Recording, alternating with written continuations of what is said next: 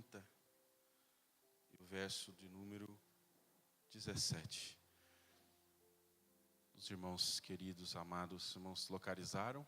Amém? Diz assim: disse mais o Senhor a Moisés: farás também uma bacia de bronze, com o seu suporte de bronze para lavar. Pô-la-ás entre a tenda da congregação e o altar, deitarás água nela. Nela, Arão e seus filhos lavarão as mãos e os pés. Quando entrarem na tenda da congregação, lavar-se-ão com água, para que não morram. Ou quando se chegarem ao altar para ministrar, para acender oferta queimada ao Senhor, lavarão, pois, as mãos e os pés, para que não morram. E isto lhes serás por estatuto perpétuo, a ele e à sua posteridade, através das suas gerações. Só mais um versículo no capítulo 38 do mesmo livro de Êxodo. Capítulo 38. Capítulo 38, versículo de número 8. Fez também a bacia de bronze. Deixa eu esperar os irmãos acharem. Eu amo esse barulhinho de Bíblia. É uma coisa maravilhosa. Êxodo 38, 8. Fez também a bacia de bronze, com o seu suporte de bronze, dos espelhos das mulheres que se reuniam para ministrar à porta da congregação. Amém? Irmãos, nós estamos passando então pelo tabernáculo, pelos 6 utensílios do tabernáculo. A semana passada nós passamos pelo altar de bronze, que ficava logo à entrada do tabernáculo. E hoje, continuando a entrar no tabernáculo, nós estamos diante da pia. Aí tem algumas imagens, se puder projetar só a imagem da pia, está na área de trabalho. Nós estamos na pia. Esta pia que a gente leu aqui em Êxodo 30, e o verso 17 até o verso 21, foi quando o Senhor deu ordem a Moisés. E aqui no 38, verso 8, retrata quando Moisés construiu. Depois tem o altar do incenso, o candelabro, a mesa com os pães da proposição e depois a arca lá no Santíssimo. Bom, olhe, irmãos, primeiramente falando do significado, do contexto dessa bacia de bronze, perceba que o Senhor mandou Moisés fazer essa bacia para quê? Para que os sacerdotes se lavassem nela. Então, vamos dizer assim, que ela é um lavatório. É um lugar para limpeza cerimonial. Obviamente, aquela lavagem era uma lavagem simbólica, não é? O sacerdote devia lavar as mãos e os pés antes de ministrar ao Senhor, antes de entrar ou de voltar no altar de bronze para fazer sacrifícios, ou entrar no Santo dos Santos, ou no lugar santo, onde havia o candelabro, a mesa com os pães da proposição e o altar de incenso. Ele não poderia fazer nada no tabernáculo. Ele não poderia exercer qualquer atividade no tabernáculo sem antes passar por essa pia e lavar as mãos e os pés. E Deus leva isso tão a sério, essa questão da lavagem, da limpeza, que ele fala para Moisés: quando entrarem na tenda da congregação, os sacerdotes, eles vão se lavar, para que não morram. Se eles fossem ministrar ao Senhor, sem se lavar, sem lavar as mãos e os pés, eles morriam, porque eles estavam cerimonialmente impuros diante do Senhor. Então era um lugar de limpeza. Era um lugar de purificação. Uma outra informação que a Bíblia nos dá é que essa bacia de bronze foi feita dos espelhos das mulheres que trabalhavam, que serviam à porta da tenda. Que interessante. Os espelhos, irmãos, naquela época não eram como os de hoje, não eram de vidro. Eles não eram tão precisos. Os espelhos eram como pedaços de bronze, ou de cobre, ou de outro metal, eram polidos. E aquilo era tão polido que quando você olhava para aquele espelho, você não tinha uma imagem exata como você tem hoje, mas você conseguia pelo menos saber como é que estava o seu semblante, o seu rosto. Não eram espelhos perfeitos. O apóstolo Paulo, ele faz uma comparação com esse tipo de espelho, porque ele fala que as coisas da velha aliança eram como sombras, que a gente via como pelo espelho. E hoje, com a revelação do Evangelho, nós vemos claramente diante de nós, através da revelação da palavra. E ele ainda diz, e a palavra ainda diz, que no futuro, assim como ele é, nós o veremos. Aleluia, glória a Deus. Mas olha que interessante. Essas mulheres trouxeram os seus espelhos de bronze, esses espelhos foram derretidos, e foi feita a bacia. Então a bacia, em primeiro lugar, era um lugar de lavagem, de purificação. Mas a bacia também era um lugar de autoexame.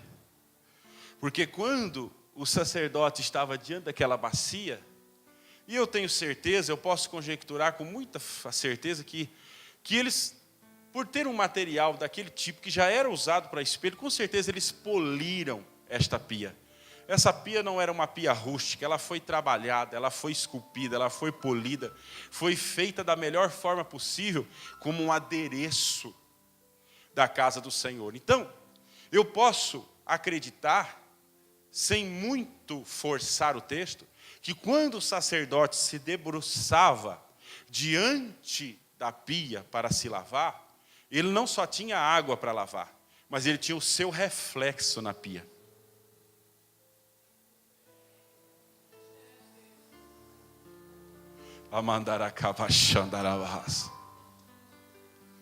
Então a pia não só era o instrumento da lavagem, mas também auxiliava na localização da sujeira. Ela mostrava ao sacerdote aonde estava sujo.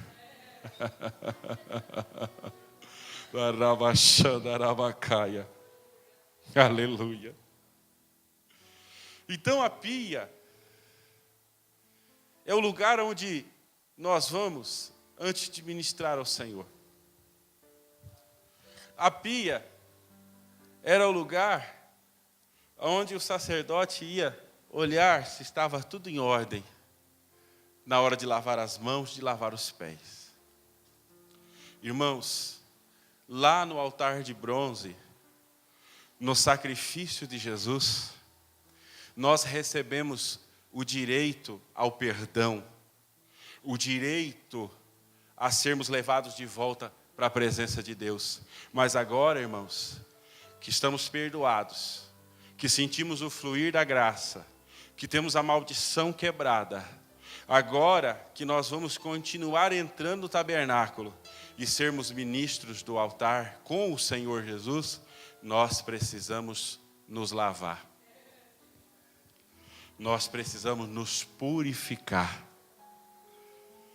Porque os nossos pecados fazem divisão entre nós e o Senhor.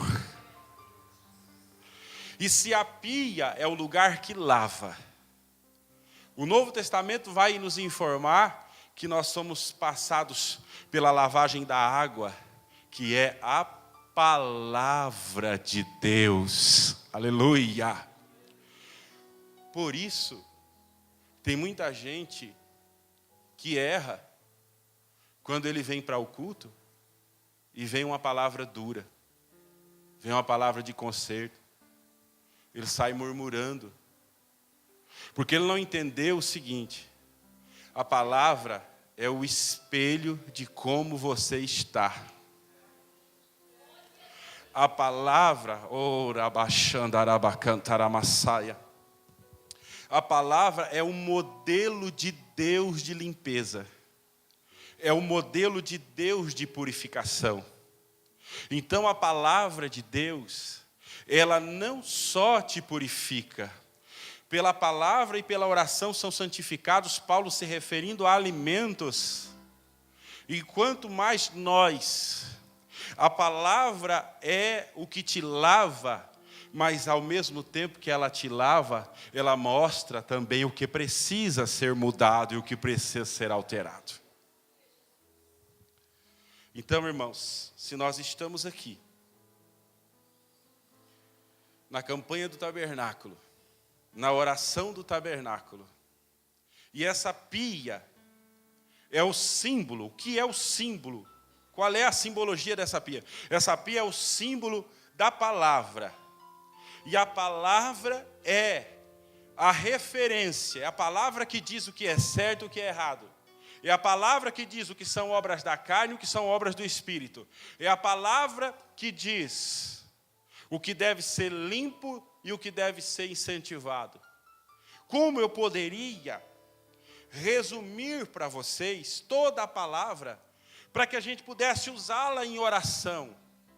Para que, uma vez em oração, nós passamos pelo altar de bronze, recebemos perdão, recebemos santificação, recebemos quebra de maldição. Como agora eu posso me manter limpo? Como agora eu posso me manter purificado? Óbvio, confessando os meus pecados diante do Senhor. Confessando os meus pecados. Mas como eu vou saber o que é pecado? O que é pecado? Pecado é errar o alvo. Mas o que é errar o alvo? É estar fora do padrão de Deus. Como eu poderia, irmãos, resumir para vocês toda a Bíblia, que ela coubesse de forma resumida nesses 25 minutos que nos restam? Nós temos uma fração de todo o ensino de Deus nos 10 mandamentos. Eu quero que você abra a sua Bíblia comigo. Em Êxodo, capítulo 20, e o versículo 1. Como purificará o homem o seu caminho? É claro que essa purificação, ela vem pelo poder de Cristo, pelo poder do sangue, pela unção do Espírito Santo. Mas como eu vou saber se eu estou falando da pia para vocês? Se nós estamos estudando a pia, como eu vou saber o que deve ser limpo? Como eu vou saber o que deve ser lavado? Pastor, mas por que é que deve ser limpo?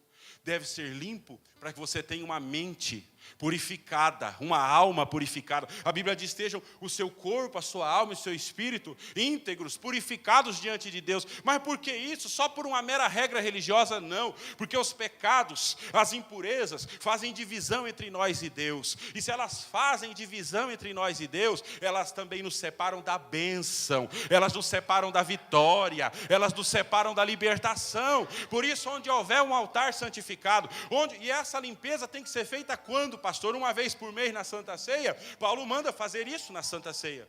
Paulo diz: examine-se, pois, o homem a si mesmo, e confesse, fale com Deus, e assim coma desse pão e beba desse cálice. Mas eu tenho que fazer isso todos os dias. Eu tenho que me purificar todos os dias, porque quanto mais purificado pelo sangue de Jesus, renunciando os meus pecados, mais abençoado eu sou, mais cheio de unção eu sou, mais cheio de autoridade eu sou, mais próspero, mais tudo. Porque às vezes, irmãos, se ensina o povo a alcançar vitória e plenitude por meio da barganha com Deus. Esse é o jeito errado. O jeito bíblico é obter vitória por meio da consagração a Deus. Porque tudo que é consagrado a Deus é curado, é purificado, é prosperado, não tem corrente que segure. Tudo que Deus é o Deus da vitória, e tudo que é de Deus é vitorioso. Deus é o Deus da perfeição, e tudo que é de Deus é aperfeiçoado. Deus é o Deus da paz e da alegria, e tudo que é de Deus recebe paz e alegria. Então a libertação, a prosperidade, a vida não passa só pela barganha, pelo sacrifício. Não, nada disso. Ela passa sim pelo sacrifício da cruz do Calvário e da plena consagração a Deus. Aleluia. Como que eu posso ser então consagrado a Deus? O que Deus espera de mim? Aí o Senhor fala na sua palavra ao povo de Israel. O Senhor fala, então falou Deus todas essas palavras. Eu sou o Senhor teu Deus, que te tirei da terra do Egito, da casa da servidão. Não terás outros deuses diante de mim. Não farás para ti imagem de escultura, nem semelhança alguma do que há em cima nos céus, nem embaixo na terra, nem nas águas debaixo da terra.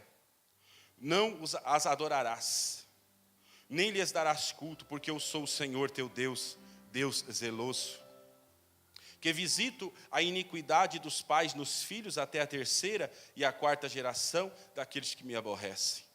E faço misericórdia até 1000 gerações daqueles que me amam e guardam os meus mandamentos. Não tomarás o nome do Senhor teu Deus em vão, porque o Senhor não terá por inocente o que tomar o seu nome em vão. Lembra-te do dia de sábado para o santificar. 6 dias trabalharás e farás toda a tua obra, mas o 7º dia é o sábado do Senhor teu Deus, e não farás nenhum trabalho, nem tu, nem o teu filho, nem a tua filha, nem o teu servo, nem a tua serva, nem o teu animal, nem o forasteiro das tuas portas para dentro. Porque em 6 dias fez o Senhor os céus e a terra, o mar e tudo que neles há, e ao 7º dia descansou. Por isso o Senhor abençoou o dia de sábado para o santificar. 12. Honra teu pai e tua mãe, para que se prolongue os teus dias na terra que o Senhor teu Deus te dá. Não matarás, não adulterarás, não furtarás, não dirás falso testemunho contra o teu próximo, não cobiçarás a casa do teu próximo, não cobiçarás a mulher do teu próximo, nem o seu servo, nem a sua serva, nem o seu boi, nem o seu jumento, nem coisa alguma que pertence ao seu próximo. Como que eu posso resumir todo o ensino da palavra de Deus nos 10 mandamentos? Vocês sabem que a lei civil, a lei cerimonial era para o povo de Israel, mas a lei, os princípios morais e espirituais da lei, eles ainda estão em vigor até o dia de hoje. Sem contar que a maioria dos preceitos, ou melhor dizendo, todos os preceitos da velha aliança, ou são confirmados, ou são anulados na nova aliança. Então a Bíblia se completa. Como que eu vou passar-me por um autoexame para ver o que está acontecendo? Através da palavra de Deus, cuja fração nós tomamos dos 10 mandamentos. Primeiro mandamento: não terás outros deuses além de mim. Êxodo 23. Se não der para você, nós já lemos, Êxodo 23. Veja agora e ouça a referência que eu vou dar. Se não der para você abrir, porque o tempo é escasso, pelo menos você anote. Olha o que diz Atos 14, verso 15. E dizendo: senhores, por que fazeis essas coisas? Nós também somos homens como vós.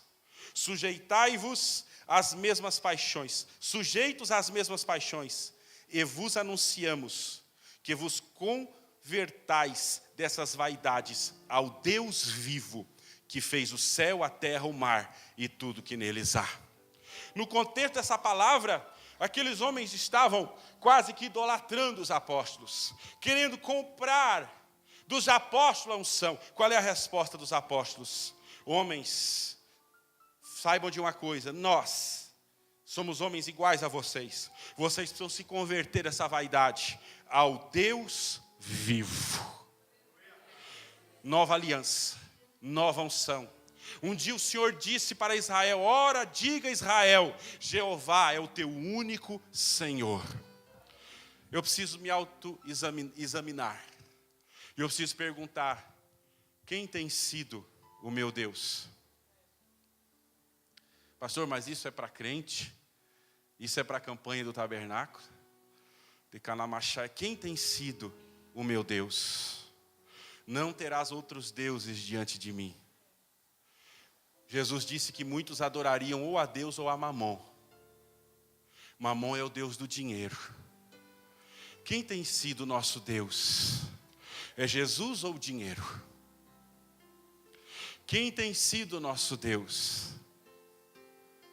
É Jesus ou qualquer outra coisa que eu ame mais do que a Deus? Sabe por que pessoas não têm vitória? Sabe por que pessoas nunca conseguem entrar lá no Santo dos Santos? Sabe por que pessoas não conseguem ter uma purificação plena?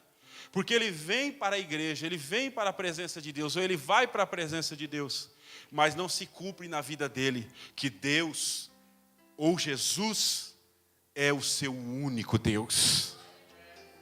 Às vezes a namorada recebe tanto ou mais amor do que Deus.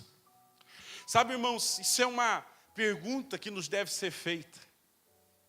Será que nós amamos mais a Deus do que os nossos filhos?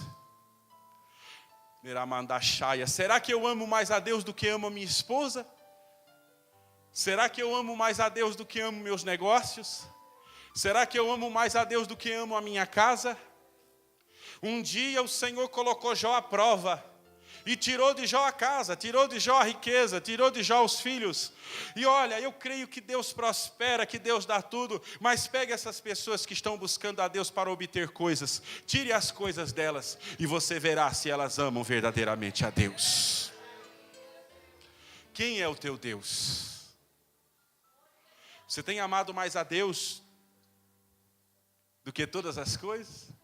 Eu preciso me examinar, eu preciso me lavar todos os dias e perguntar para mim mesmo em oração: Senhor, o Senhor tem sido o único Deus na minha vida? Ou quem mais é Deus? Quem mais drena o meu amor? Ou o que mais? Porque diz a palavra: onde está o teu tesouro, ali estará o teu coração. Não terás outros deuses diante de mim, só a mim adorarás. Quem tem sido o nosso Deus? Quem verdadeiramente tem sido o nosso Deus? Se nós formos caminhando pela leitura que nós fizemos, no verso 4, o Senhor fala: não farás imagem de escultura. Você não vai fazer imagem de escultura. João 5:21. O apóstolo, ou seja, como eu disse, todos os preceitos do Velho Testamento são confirmados no Novo, ou anulados, conforme a dispensação do Espírito Santo. 1 João 5:21 é uma frase simples, mas que fala tudo. Filhinhos, guardai-vos dos ídolos. Vocês não vão fazer imagem alguma. Vocês não vão adorar imagem alguma. Guardai-vos dos ídolos. Pastor, mas eu fui liberto, quando agora virei protestante evangélico, eu não tenho mais nenhuma imagem de escultura. Mas e o culto ao homem? E o culto aos ídolos? Irmãos, eu não quero parecer ignorante, mas uma pessoa que sai da sua igreja, sai do seu culto, para ir num outro lugar, um outro culto, só porque lá vai haver uma pessoa. Ou alguém não iria no culto aquele dia, mas ele não perde o culto, porque ele vai ver um artista. Ele vai ver um pregador. Se o seu amor a Deus não é suficiente para te trazer para o culto, qualquer outra coisa que te traz para o culto, que não seja o seu amor a Deus, é idolatria.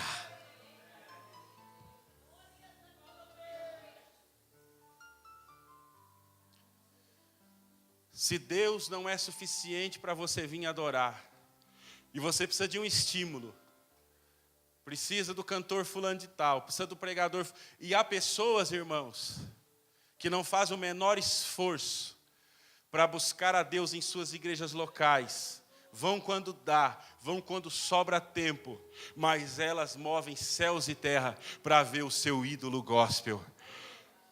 Não farás imagens para você, nem imagens de escultura, e nem o pôster daquele cantor gospel que a gente quase idolatra. Eu preciso olhar para a pia. Eu preciso olhar para a palavra e perguntar ao Senhor: eu tenho me guardado dos ídolos? Qualquer coisa que é superior a Deus na sua vida, ou ao que você faz para Deus, se torna um ídolo. É pecado ir no cinema? Não é pecado ir no cinema, de forma alguma, se o filme for de qualidade. Mas quando eu deixo de estar na minha igreja para adorar a Deus, para ir no cinema, eu estou dividindo a glória de Deus com aquele lugar. Tem muita gente cultuando a ídolos e se afastando da glória de Deus, se afastando da bênção de Deus. Então, irmãos, eu olho para a pia, onde eu me lavo, a pia é a palavra, e eu me pergunto, em primeiro lugar: Deus é o único Deus, Jesus é o único Senhor da minha vida? Em segundo lugar, eu tenho feito algum outro ídolo?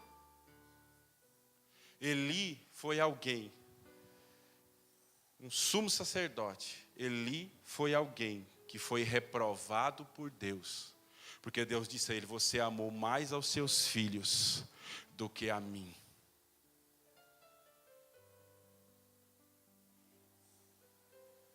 Abraão recebeu uma ordem do Senhor: vá ao Moriá e sacrifica para mim Isaque, aquele a quem eu te dei.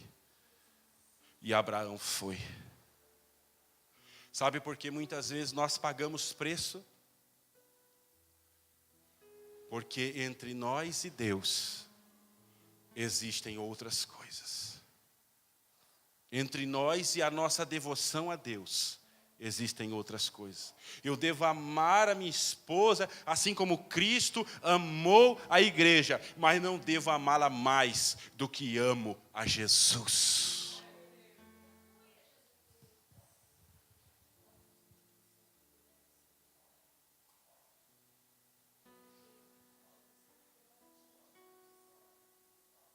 Eu preciso olhar para a pia e me purificar. O terceiro mandamento diz: você não vai tomar o nome do Senhor em vão. Às vezes, irmão, nós somos amaldiçoados, não é por nada, é por não observar esses princípios. O quarto mandamento diz: você vai guardar o sábado. Agora, nós não guardamos o sábado, nós não precisamos mais guardar o sábado. Colossenses 2,16 diz que nós não deveríamos ser julgados nem por festas, nem por luas e nem por sábados. Só que ficou o dia do Senhor. Atos, a palavra do Senhor diz, Atos 27, e no primeiro dia da semana, ajuntando-se os discípulos para partir o pão, Paulo, que havia de partir no dia seguinte, falava com eles. No primeiro dia da semana, eles tomavam a ceia. No primeiro dia da semana, o Senhor ressuscitou. O Senhor diz: vocês vão reservar o sábado para mim. E a igreja primitiva reserva o domingo para o Senhor. E eu vou dizer mais além: eu e você temos reservado tempo para o Senhor? Então eu preciso me olhar na pia e perguntar: Senhor, o Senhor é o Senhor do meu tempo? Ou eu só lhe dou o resto? Você pode trabalhar, você pode passear, você pode fazer tudo que não for pecado, mas você tem que se lembrar: o Senhor é o Senhor da sua vida, e a primazia do seu tempo deve ser consagrada a Ele. Pastor, mas o que eu vou fazer se eu fizer tudo isso? Se você estiver puro, a glória de Deus vai resplandecer na sua vida. Purificado, você vai ter sucesso, você vai ter êxito. O quinto mandamento que o Senhor diz? Fala, ó, honra teu pai e tua mãe. Efésios 6, de 1 a 3. Vós, filhos, sede obedientes a vossos pais no Senhor. Honra teu pai e tua mãe, que é o primeiro mandamento com promessa, para que te vá bem e vivas muito tempo sobre a terra. Eu preciso olhar na pia e ver se eu estou honrando meu pai, minha mãe, porque isso é um mandamento do Senhor, e se eu estou honrando, e agora eu alargo, Pedro diz assim na sua epístola, maridos, coabitai com a vossa esposa com entendimento, para que as vossas orações não sejam impedidas. Paulo também escreve aos Romanos capítulo 3, diz assim, ó, estejais sujeitos a todas as autoridades superiores. Sabe o que eu quero dizer com isso? No finalzinho de Romanos 13, no verso 7, ele diz, honra quem honra. Será que eu estou honrando ao Senhor? Será que eu estou honrando meus pais? Será que eu estou honrando meus líderes? Porque lembre que aquele que não honra a autoridade superior, divide, todo insubmisso, divide a natureza revoltosa de Satã. E às vezes é isso que está me amaldiçoando. Então eu preciso olhar na pia e me lavar e dizer, Senhor, me purifica de toda insubmissão a Ti, e que todo espírito de rebelião saia, e que eu possa perdoar meus pais, se eles me fizeram alguma coisa, e eu possa honrá-los, porque Paulo diz, esse é um mandamento com promessa. Qual é a promessa? Aquele que honra pai e mãe, vai ter os seus dias prolongados na terra. Aquele que dá honra a quem se deve honra. O 6º mandamento, o Senhor fala assim, não matarás. Você vai dizer, o que eu tenho com isso, Senhor? Pastor, porque a lei de Moisés dizia olho por olho, dente por dente, eu não estou mais debaixo dessa lei. Mas, 1 João 3,15, 1 João 3,15, qualquer que odeia a seu irmão é homicida. E vós sabeis que nenhum homicida tem a vida eterna. Nenhum homicida permanece nele. Irmãos, eu tenho que olhar na pia e dizer, Senhor, como é que está meu coração? O Senhor Jesus diz assim, perdoai. Senhor disse para nós orarmos assim, perdoai as nossas ofensas, assim como nós temos perdoado os nossos devedores. Nós ouvimos aqui domingo, é na medida que nós perdoamos, que nós somos perdoados pelo Senhor. Há muitas pessoas que sabem por que não são libertas de demônios, sabem por que não são libertas de maldição, não é por causa de adultério, nem de espírito de bebedice, nem de espírito de prostituição, é ódio. Deixa eu dizer uma coisa para você, meu irmão. Nós não estamos livres de sermos machucados, de sermos ofendidos. Mas tem às vezes pessoas na igreja fazendo campanhas, perguntando, Deus, por que eu não sou abençoado? Por que a minha vida não vai para frente? Porque odeia o irmão. Porque não suporta ver o irmão às vezes na igreja. Eu não aguento olhar para ele, eu não aguento olhar para ela. Pois em nome de Jesus, se você olhando para a pia e você sentir isso no seu coração, peça para o Senhor te purificar. Porque isso impede a sua bênção. Pastor, mas eu não consigo, mas o Espírito Santo, ele vai agir se você abrir o teu coração. O 7º mandamento diz, não adulterarás. Isso está em toda a Bíblia, irmãos. 1 Coríntios 6, 9, 10. 1 Coríntios 6, 9 e 10. Paulo diz, não sabei que os injustos não hão de herdar o reino de Deus? Não erreis, nem os devassos, nem os idólatras, nem os adúlteros, nem os efeminados, nem os sodomitas, nem os ladrões, nem os avarentos, nem os bêbados, nem os maldizentes, nem os roubadores herdarão o reino de Deus. Mateus 5, 28, o Senhor diz assim, eu porém vos digo, qualquer que atentar numa mulher para cobiçar, já em seu coração cometeu adultério com ela. Pastor, eu não adultero fisicamente, mas quando eu olho para a pia, e as fantasias? E os pensamentos que passam na nossa cabeça? Como é que está o seu WhatsApp? O que tem no seu WhatsApp? O que tem no histórico de pesquisa do seu computador?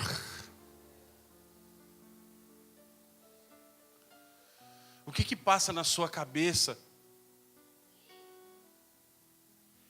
Irmãos, nós somos humanos. Lutero uma vez disse: você não pode impedir o passarinho de voar sobre a sua cabeça, mas você pode impedi-lo de fazer ninho nela. Depois vem para a igreja, não sinto nada, eu não sinto a glória de Deus, eu preciso trocar de ministério, eu preciso de alguém fazer uma oração mais forte, porque esse pastor aí não está dando resultado. Mas você lavou sua mente? Eu lavei a minha mente? Você purificou o seu coração e a sua cabeça das impurezas que fazem divisão entre nós e Deus?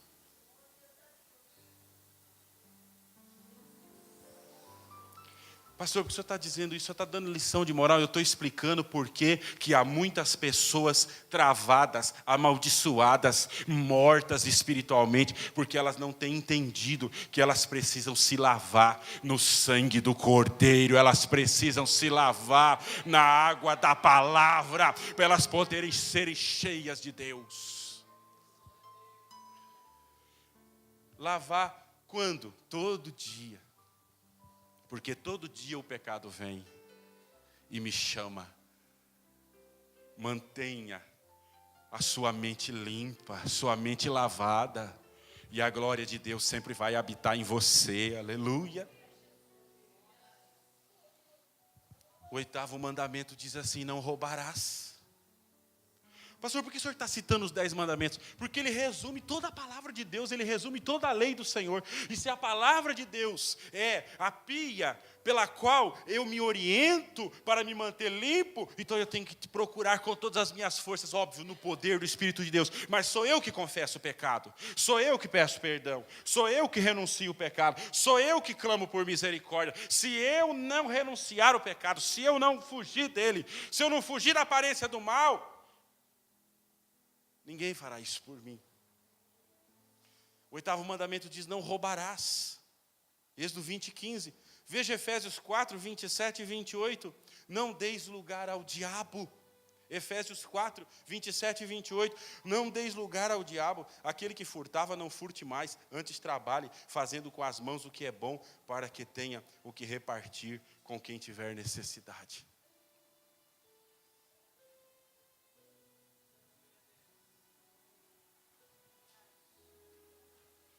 Irmão, nós pensamos agora em Brasília, nós pensamos nos corruptos, né? Mas comprar e não pagar também é roubo. Quantos e quantos crentes caloteiros tomando ceia. Quantos e quantos obreiros caloteiros pregando. Eles não estão olhando para a pia, porque a pia da palavra diz assim: não roubarás. Se nós não sabemos, ou se temos quase certeza que não vamos conseguir pagar, é melhor não comprar. E o troco a mais que a gente recebe, põe no bolso. Ai, pastor, ora por mim, que a minha vida não vai para frente. Vamos passar a minha e a sua vida pela pia de bronze. Vamos lavar ela, que ela vai começar a ir para frente. Ela vai começar a prosperar.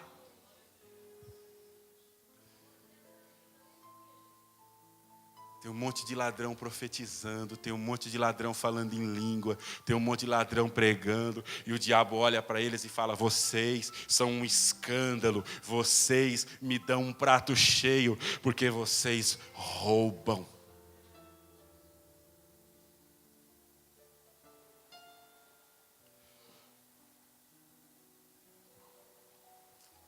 Não roubarás. Quando eu estou diante da pia me lavando, eu preciso, Senhor, eu tenho roubado alguém? Olha o poder da conversão em Bartimeu.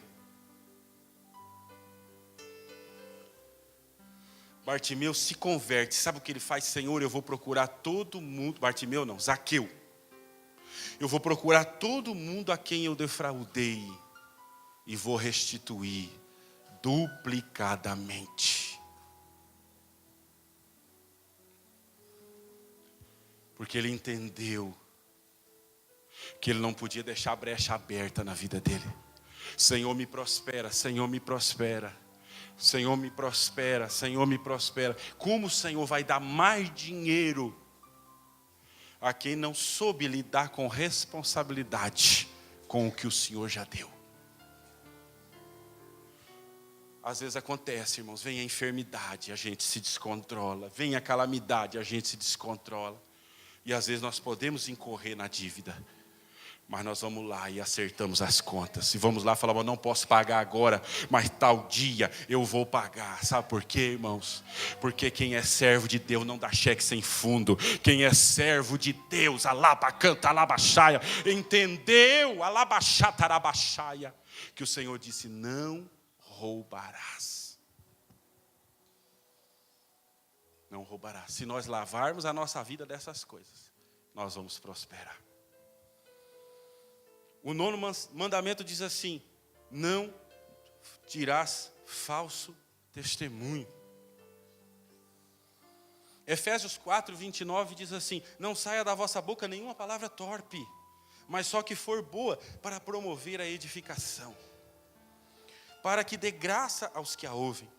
Colossenses 3, de 8 a 10 diz assim, mas agora despojai-vos também de tudo, da ira, da cólera, da malícia, da maledicência, das palavras torpes da vossa boca.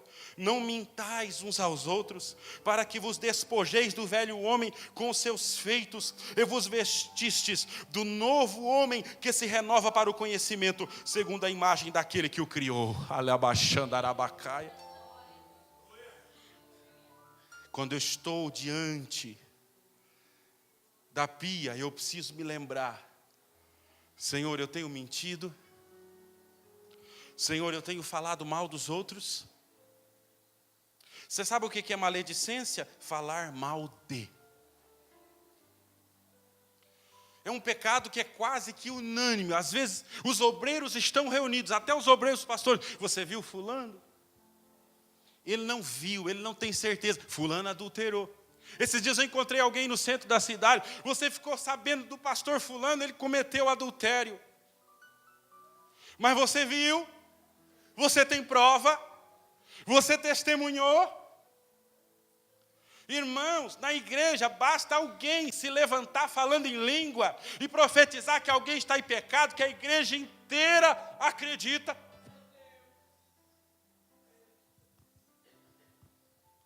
Por quê? Porque nós gostamos de falar mal de tudo. E tudo que degrine alguém, tudo que envergonha alguém, tudo que põe alguém para baixo é melhor assunto para nós do que falar da palavra de Deus, do que falar das coisas boas. Quando a palavra vai dizer assim, olha, não sai da sua boca nenhuma palavra à toa, nenhuma palavra torpe, nenhuma palavra... Eu sei que não é um ensino fácil de ouvir, mas presta atenção, não adianta galho de arruda, não adianta óleo de Israel, não adianta sal grosso, se você não lavar a sua vida na água da palavra, não vai acontecer milagre.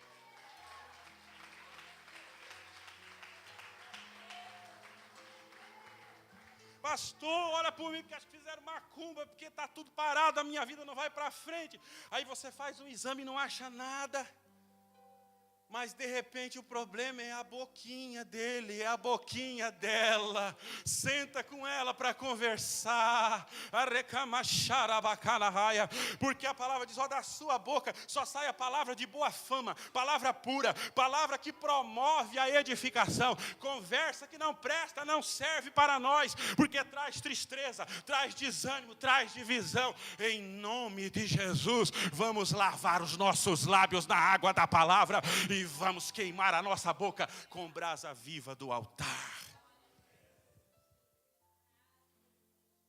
Eu me afastei até de amigos queridos, porque todas as vezes que eu estava com eles, o assunto não era outro, senão denegrir A, denegrir B, denegrir C. E nós somos assim, a gente vai embora do culto falando mal da pregação, falando mal do louvor, falando mal da roupa, desse, daquele. Irmão, em nome de Jesus, não fale falsamente. Não levante falso testemunho. Nunca repita uma coisa que você ouviu e você não tem certeza. Você não viu, você não tem prova. Nós estamos emprestando a nossa boca, sendo falsas testemunhas e trazendo maldição para a nossa vida. Quem sofre é quem fala. Quem sofre é quem fala, não é quem é falado. Sabe por quê? Porque mesmo que a não ser que o que é falado também tem o hábito de maldizer, aquele que é falado é amparado pelo Senhor, é livrado pelo Senhor. Não vamos levantar falso testemunho. Eu preciso olhar para a pia e me lavar, Senhor. Lava a minha boca, Senhor. Lava a minha boca. Eu só quero liberar palavra de vitória, palavra de edificação, palavra de sabedoria. O diabo nem precisa nos dividir, irmãos. Nós mesmos fazemos com os nossos falatórios. O diabo nem precisa colocar um irmão contra o outro. Tem o irmão e a irmã que leva e traz e coloca um contra o outro. Só que isso é obra satânica. Isso traz maldição na vida da igreja e na vida de quem faz. Mas o sangue de Jesus repreende o mal e o sangue de Jesus purifica. Nós estamos lavados pela água da palavra. O último mandamento diz: não cobiçarás a mulher do seu próximo. Não cobiçarás a casa do seu próximo. Não cobiçarás o animal do seu próximo. Efésios 5, 3, 4. Efésios 5, 3, 4. Mas a fornicação e toda impureza ou avareza nem ainda se nomeie entre vós, como convém a santos. Nem torpezas, nem parvoíces, nem chocarrices, que não convém, mas antes ações de graça. Pastor, não entendi, esse texto é difícil, eu também achei. Veja esse mesmo texto, Efésios capítulo 5, verso 3 e 4, na Nova Versão Internacional. Escute. Entre vós não deve haver nem sequer menção de imoralidade sexual, nem de qualquer espécie de impureza, nem de cobiça, pois essas coisas não são próprias para os santos. Não haja obscenidade, nem conversas tolas, nem gracejos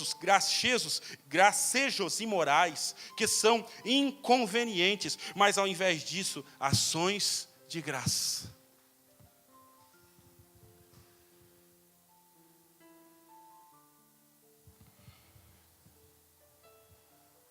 Hebreus 13, 5. Não sejam vossos costumes sem avareza, contentai-vos com o que tendes. Porque ele disse: não te deixarei, nem te desampararei. Mateus 25, 21. O Senhor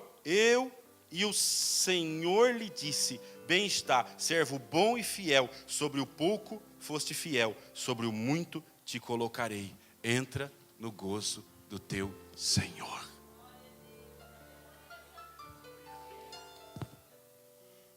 Quando eu estou diante da pia, eu preciso perguntar ao Senhor: Senhor, eu tenho cobiçado o que é do outro?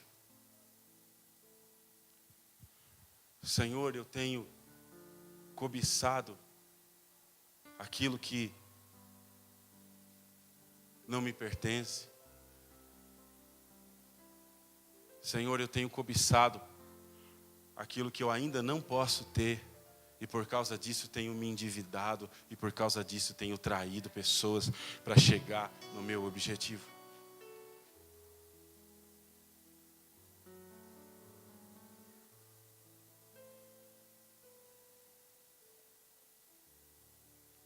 O Senhor diz àqueles homens que receberam aqueles talentos: Você foi fiel no pouco, sobre muito eu te colocarei.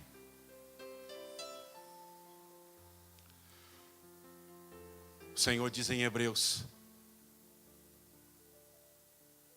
esteja feliz, esteja contente com o que você tem. Por quê? Porque eu nunca te desampararei. Sabe o que é isso, irmãos? Estar contente com o que tem não é um sentimento só de conformismo, não é isso. Mas preste atenção, quando você está sempre frustrado com o que você não tem, você não dá valor ao que Deus te deu. Então não cobice o que o outro tem. Olhe para o que você tem e diga: Senhor, eu estou feliz por isso, eu estou contente, eu te dou graças e cuide bem, seja fiel. Sabe por quê? Porque o Senhor disse àquele que recebeu um só talento e enterrou. Recebeu um só talento e enterrou. Não deu valor. Ficou com medo do Senhor. Ele disse: só você poderia ter me dado pelo menos os juros.